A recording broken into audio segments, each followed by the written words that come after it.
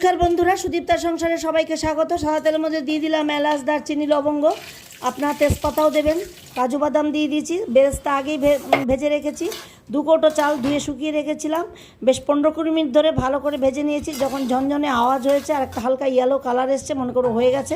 এবার হলুদ আর কিশমিশ দিয়ে দিয়েছি। আপনারা চালটা ভাজার সময় 1 চামচ আদা বাটা দিয়ে দেবেন। এবার 4 বাটি জল ফুটে উঠেছে, দিয়ে দিলাম 1 কাপ চিনি, স্বাদ মতো নুন, 2 টেবিল চামচ ঘি, 1 টেবিল চামচ গরম মশলার গুঁড়ো, 4টে কাঁচা লঙ্কা, বেরেস্তা, 2 চামচ কেওড়ার জল দিয়ে জলটা বেশ টেস্ট করে নেব।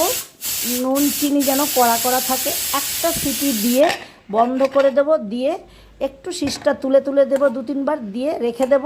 এবার নিজের থেকে যখন খুলবে দেখুন একদম ঝরঝরে পোলাও।